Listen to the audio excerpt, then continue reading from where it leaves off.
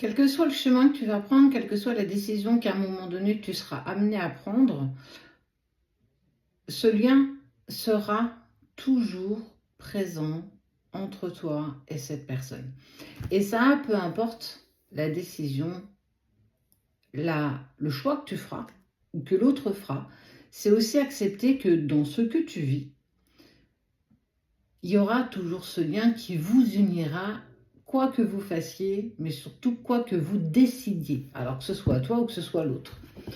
Il faut savoir que parfois, très souvent, quand on est dans cette séparation, donc je parle particulièrement pour les relations sacrées, tu ne peux plus accepter l'inacceptable, accepter des miettes, accepter un minimum d'attention. Ça veut dire que si l'autre, si ton autre n'est pas dans cette envie et cette volonté d'engagement pour ces raisons qui lui sont propres, par peur, par doute, par blocage aussi, parce qu'il n'a pas suffisamment épuré, pas suffisamment travaillé, et que cette situation te met dans l'inconfort, à un moment donné, tu vas devoir te positionner et prendre la décision aussi de le laisser loin de toi, parce que l'autoriser à s'approcher de toi, l'autoriser à être en contact avec toi, sur cet instant, effectivement, tu passes un bon moment, mais le après te remet dans tes doutes, dans tes peurs profondes. Alors, quelque part, c'est bien, parce que ça te permet de voir et de savoir si tu as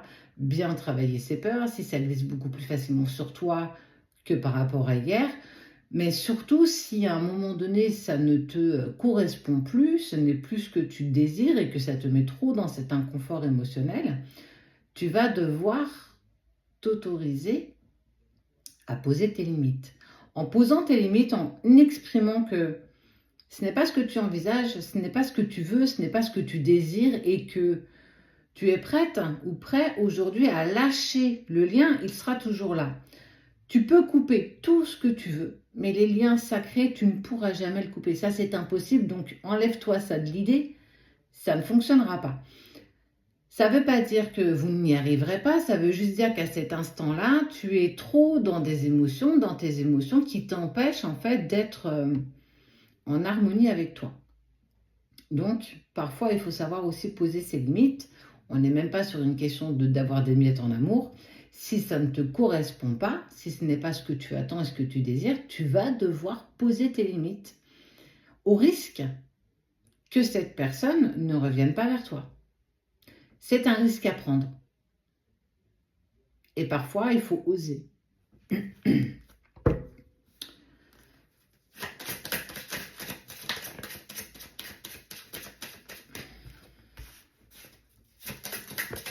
C'est éprouvant. Ce voyage en solitaire, il est éprouvant, mais il te permet tellement de retrouver un équilibre, de savoir ce que tu désires, ce que tu souhaites. Non pas ce que tu as besoin, tes besoins, tu devras te les apaiser toi-même sans ne dépendre de plus personne et surtout pas de ton autre. Personne ne te dit que ce que tu vis n'est pas chaotique, que ce que tu vis n'est pas douloureux. C'est ces montagnes russes, c'est encore ces épreuves que la vie t'oblige à traverser. C'est un dur et long moment qui est, j'ai envie de dire, chaotique émotionnellement. Mais si tu posais tes limites, par respect pour toi, tu sais que de toute façon vous êtes attirés l'un à l'autre. Tu sais aussi que vous avez quelque chose à vivre ensemble. Est-ce que c'est le moment? Est-ce que c'est le bon moment? Est-ce que tu es prête? Est-ce que l'autre est prêt? On voit très souvent qu'il y a des prémices de retrouvailles et très vite ça s'écarquille et on reprend du recul, de la distance et on se remet dans la valse des jumeaux du fuis-moi je te suis, tu me fuis. Parce qu'il y a encore des choses, bien sûr, à mettre en lumière. Alors forcément, ça va te mettre toi, j'ai envie de dire féminin sacré, parce que c'est toi qui ressort ce matin.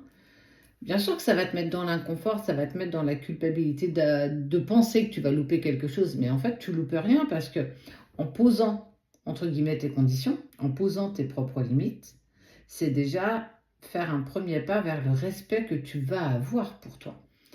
N'attends pas que l'autre entende, comprenne ou t'aide justement à te positionner parce que ça ne fait pas partie de son chemin.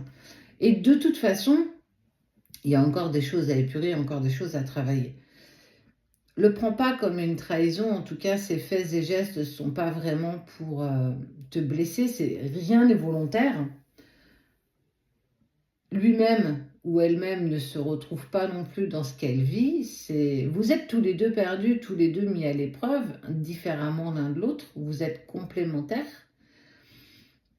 Mais là, j'ai vraiment envie de te dire que ce chemin personnel est personnel et tu vas devoir poser tes limites. Si tu ne vis pas profondément la séparation, si tu maintiens toujours quelque chose, en tout cas ce lien, une pseudo-relation, un pseudo-truc un peu bizarre qui vous unit, c'est très compliqué de travailler sur toi, c'est très compliqué de travailler sur tes blessures, sur tes blocages, tes peurs, tes doutes et tout ce qui va avec.